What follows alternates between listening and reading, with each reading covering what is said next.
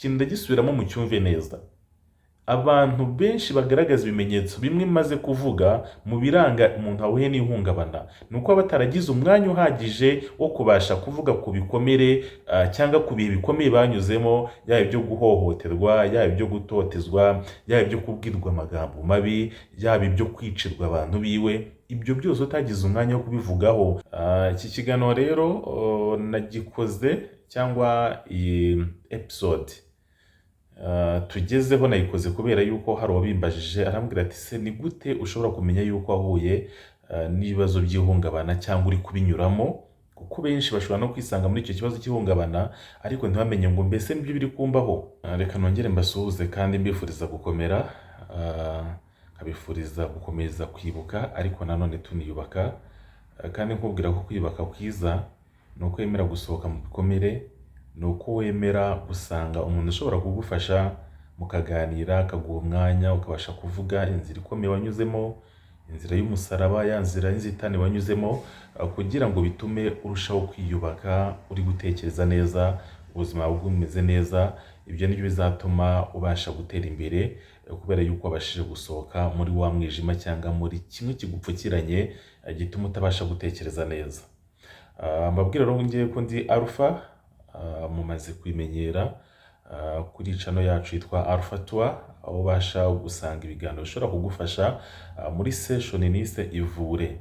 Ni gute wakifasha mbere yuko usanga abajyanama, mbere yuko usanga abadogiteri bakora ku bijyanye n'imitekerereze ya muntu, cyangwa mbere yuko natwe duhamagara kugira ngo tugufashe. Ni gute wowe ubwawe wabasha kwifasha mu buryo bwihuse mu gihe ubasha guhura n'ihungabana, mu gihe wumva utari gutekereza neza, cyangwa mu gihe wumva hari ibimenyetso watangiye kugaragaza bidasanzwe kuri wowe.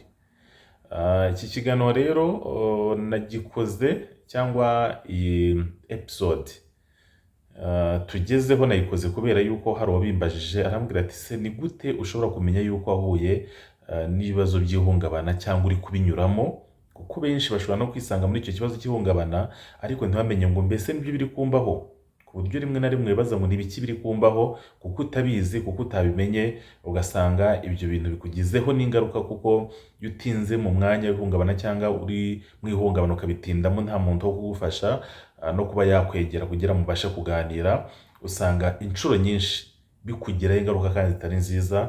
Twagiye tubigaruka no mu biganiro byatambutse cyangwa muri episode zagiye zitambuka, ko ushobora no kugera ku rwego ushobora kwiyambura ubuzima kubera yuko wumva uri wenyine, nta wundi muntu ugifitiye icyizere.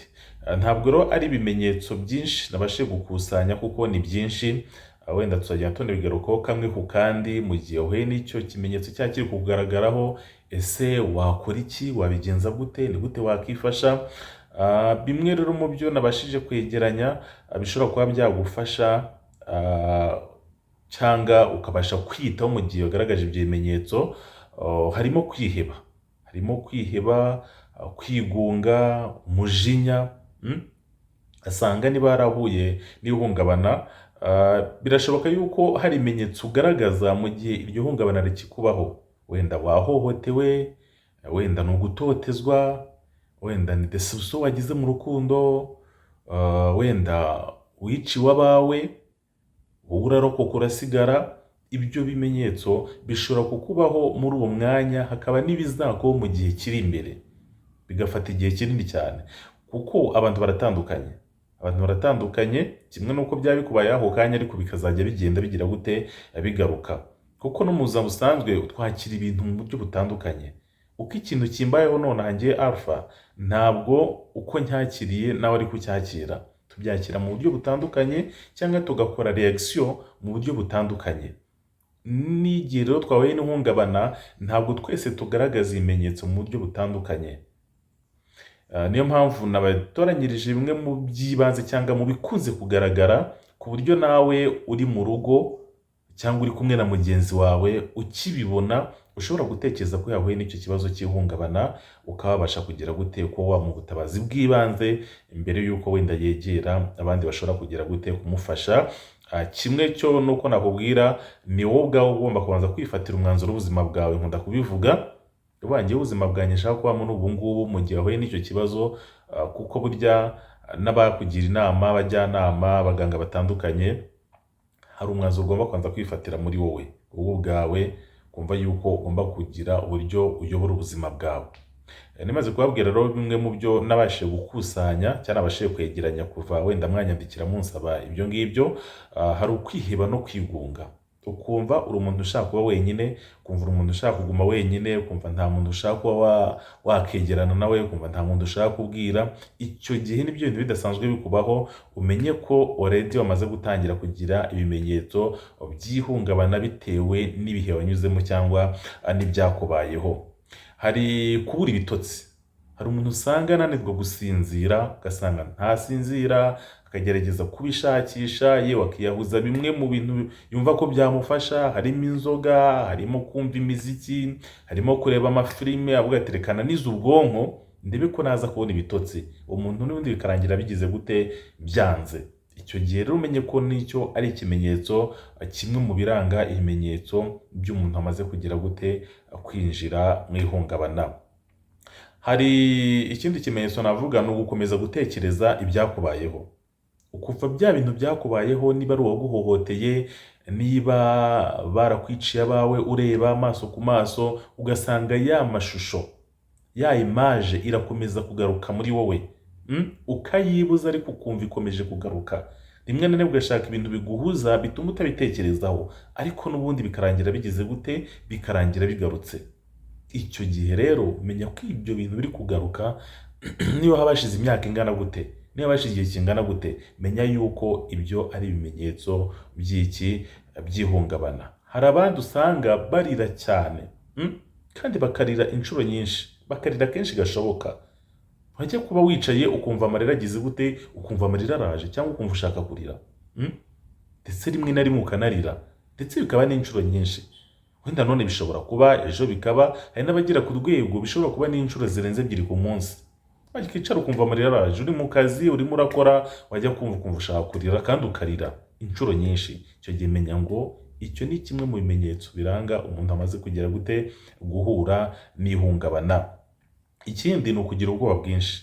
Kugira ubwoba c'est normal, ku muntu muzima wese ashobora kugira ubwoba, ariko mu gihe noneho watangiye kugira ubwoba bwinshi ukumva birakabije, wakicara ukumva ufite ubwoba muri wowe, kibaza ese niki kiri kuntera ubwoba, ubwoba mfite buri guturuka hehe? Icyo gihe menya ngo icyo ni kimwe mu bimenyetso byamaze kugaragaraho cyangwa biri kuranga yuko wamaze guhura n'ihungabana. Ikindi nakubwira ni ukugira gute, ni ukurakara vuba. Usanga umuntu ararakara vuba kandi ararakazwa n'ubusa. Mbese uyu muntu ko twaganiraga tumeze neza, twishimye, turimo duhuza, uyu mujinya uturutse hehe? Kantu gatoya rwose, cyangwa ako wabonye nako utabonye, ugasanga ako kantu karamurakaje vuba, ugasanga ararakaye, ugasanga atonganye wenda n'abantu bari kumwe, ati kuki urakazwa n'ubusa, ugasanga bibaye ibibazo kandi bigize ibintu bya hatari, ibintu biri big deal kandi bitari ngombwa. Icyo gihe rero niba biri kukubaho inshuro nyinshi, menya ko nicyo ari ikimenyetso ugomba kugira gute, wita ushakira umuti, ugafata umwanzuro wo kugira gute, wo kwegera abantu bashobora kugufasha. Ikindi ni ukurota inzozi mbi. Mu buzima bwe akaba atakubwira ko yagize arota inzozi nziza. Igihe cyose arose akarota inzozi mbi, ari kurota abantu bamwirukaho, ari kurota ibintu bibi biri kumubaho, ari kurota ngo umuntu ari kumutema, ari kurota umuntu ari kumurasa, ari kurota abantu bari kumukubita. Izo nzozi zimeze gutyo za buri gihe ziza kenshi. Wenda bishobora kutaza buri munsi ngo urote buri munsi, ariko igihe cyose ugize inzozi ugasanga ni inzozi mbi, nta gihe urarota inzozi nziza, icyo gihe menya yuko icyo ni kimwe mu bimenyetso nabyo bishobora kuranga umuntu amaze kugira gute, wamaze guhura n'ihungabana. Wenda ibyo ni ibimenyetso navuga ngo biri rusange, ni ibimenyetso biri rusange, ariko noneho hakaba n'abandi bashobora kugaragaza ibimenyetso nk'iby'indwara zisanzwe. Ibyo nabyo birashoboka cyane. Utazagira ngo ibyo ngibyo nkubwiye kuba bitakubaho cyangwa bitari kukubaho, ngo nuko ushobora kuba nta kibazo wigeze uhura nacyo kandi uzi ko wanyuze mu bintu bigeze gute, wanyuze mu bintu bikomeye. Hari indi bimenyetso ushobora kugaragaza nk'iby'indwara zisanzwe dusanzwe turwara umunsi ku munsi. Wenda n'urugero, hari ukuribwa n'umutwe. Gusa icyo gihe nabwo bibaye, simvuze ko niba uriwe n'umutwe ushobora guhita uvuga ngo nageze mu gihe cy'ihungabana cyangwa nahuye n'ihungabana. Hoya, icyo gihe ni wa mutwe udasanzwe. Kumva umutwe urakurya kenshi cyane, ukanywa imiti ishoboka yose, bakakubwira ngo unywa amazi, ukanywa amazi mu buryo bushoboka byose, ukabifata nka kire, ukabifata nka regime, ariko bikanga umutwe ukajya ugaruka kenshi cyane. Icyo gihe menya ngo wamaze guhura n'ihungabana, ukeneye kugira gute, ukeneye kwegerana ugomba kugufasha kugira ngo ubashe kumererwa neza, umutwe wawe ubashe gukira. Siko ibyo bintu byose bikira mu gihe ushaka nk'uko ubishaka, kuko hari ibifata igihe kinini bitewe n'urwego wagize gute, wagezeho muri uko guhura n'iryo hungabana. Ikindi ni ukuribwa mu nda. Hari n'abantu baribwa mu nda, ukibaza umuntu araribwa mu nda, wenda tuvuge niba ari umugore ntabwo atwite, ntabwo ari mu mihango, hari abajya mu mihango bakaribwa, nabyo birashoboka cyane. Ukibaza kuki mpora ndibwa mu nda? Ni ibyo kurya nariye rimwe ukabivaho, ejo warya n'ibindi ugasanga n'ubundi ni uko bigenze. Icyo gihe rero numva ari ibintu bihoraho kenshi cyane, birashoboka yuko icyo kimenyetso ushobora kukigira gituruka ku ihungabana wahuye naryo mu gihe wahuraga cyangwa wanyuraga muri ibyo bihe wanyuzemo. Ikindi ni umunaniro ukabije. Kurwara senorumari, ukumva urananiwe, ukumva ushaka guhora uruhuka, ukumva guhora uhondobera, wumva uhora ucitse intege. Niba ufite umunaniro ukabije kandi ukagerageza gukora ibintu bishobora kugufasha, ukajya za yoga, ukajya koga, ukagira gute, imyitozo ngororamubiri ukayikora, ariko ukumva umunaniro stile uracyari wa wundi, kumva urunaniwe, ukumva waracitse intege, kazi rimwe na rimwe ukabona kakunaniye, menya ngo icyo gishobora kuba ari ikimenyetso cy'iki nacyo kigaragaza umuntu ahuye n'ihungabana. Ikindi ni ukubira ibyunzwe, ugasanga urabira ibyuya cyane, transpira cyane kenshi cyane, kandi wareba wenda hari imiti umuntu ashobora kunywa akaba yatranspira cyane, hari amavuta ushobora kwisiga ukaba watranspira cyane, ariko niba ibyo bintu biri kuza wenda nijoro uraryamye, urwaye na malaria, tumenye ngo uri gutranspira, kuko abenshi hari abagaragaza ibimenyetso byo gutranspira mu gihe arwaye malaria bitewe n'imiti bari gufata. Ariko n'ahantu hari ventilateur, ahandi hari umwuka, hari fresh air, ugasanga uratranspira, ugasanga urabira ibyunzwe cyane. Icyo gihe umenye ngo ibyo ni ibimenyetso bishobora kugaragaza yuko nawe wamaze kugira gute, wamaze guhura n'ihungabana.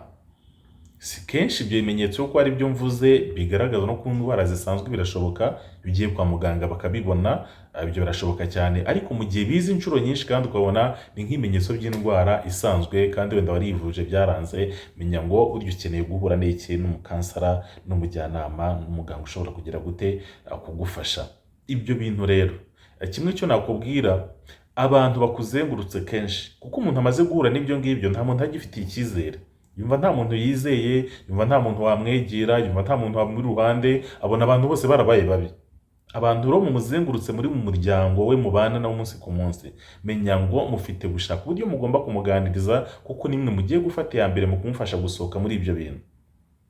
Ikindi kandi n'uwo muntu wahuye n'ibyo ngibyo, cyangwa wenda nkurije no kuri uwo nguwo wambajije kimwe yuko yabarije n'abandi benshi, niba udafite n'inshuti, shaka inshuti mushobora gusangira akabisi n'agahiye, mushobora kumarana igihe.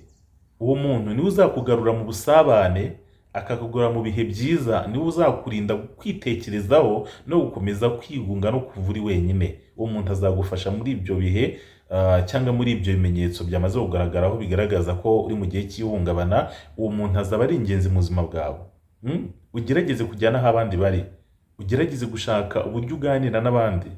Ibyo ndi kwibwira ku muntu wamaze kwibonaho ibyo bimenyetso, kuko nawe hari intambwe abasha gutera. Niyo mpamvu iyi gahunda nayise ivure. Ni gute wakifasha wowe wikitarura abandi, kandi namwe mu muryango muzengurutse namubona ibyo yatangiye kumubaho, mugerageze kumugarura, mugerageze kumuganiriza, mutere story, musohoke, mwishime, muzane inshuti nshyashya mu rugo, kuko nabyo hari igihe bifasha. Hari igihe biba ngombwa ko umuntu niba arahuye n'ihungabana ariko akaba abana n'abantu, ukabona mwakoze ibishoboka byose nta kintu bihindura, mugerageze kuzana inshuti nshya mu muryango, rimwe mu cyumweru muzana abantu bashya mu muryango, muganire muri kumwe. Hari igihe ashobora guhuza n'umuntu yumva ukoze kuki ku ntekerezo, ku byumviro byo kumva bigezeho neza. Ugasanga umuntu niwe ubaye imbarutso yo kuba wa muntu yabasha no gutobora akavuga ku byo yahuye nabyo, akavuga ku byo yanyuzemo. Kuko inshuro nyinshi, reka mbabwire, ibyo bimenyetso abantu bakunze kubigaragaza bigaragaza ko bahuye n'ihungabana, ni uko bataba baragize n'igihe gihagije cyo kuvuga ku bikomere banyuzeho. Ikintu ndagisubiramo mu cyumve neza, abantu benshi bagaragaza ibimenyetso bimwe maze kuvuga mu biranga umuntu wahuye n'ihungabana, ni uko bataragize umwanya uhagije wo kubasha kuvuga ku bikomere cyangwa ku bihe bikomeye banyuzemo, yaba ibyo guhohoterwa, yaba ibyo gutotezwa, yaba ibyo kubwirwa amagambo mabi, yaba ibyo kwicirwa abantu biwe. Ibyo byose utagize umwanya wo kubivugaho, biroroshye rwose gutangira kugaragaza biriya bimenyetso mu gihe runaka, yaba mu gihe cya vuba bikiba cyangwa yaba mu gihe cy'imyaka runaka, kuko hari ahantu biba bibitse, uko byagenda kose biba bigomba kugira gute kuzagaruka. Ndabashimiye cyane rero. Ukeneye ko tugufasha, nimero ibiri ku kiganiro 0788 25 0305, wampamagara kagufasha, ya mu buryo bwa video call, waba uri mu Rwanda, uri hanze y'u Rwanda, ibyo byose birashoboka kugira ngo tugufashe. Nyaboneka, dushaka abantu bamera neza, dushaka abantu baba batekereza neza, dushaka abantu baba bafite mind refresh, babasha kwiyubaka ariko bagize gute, bameze neza. Murakoze cyane, mukomeze kwibuka kandi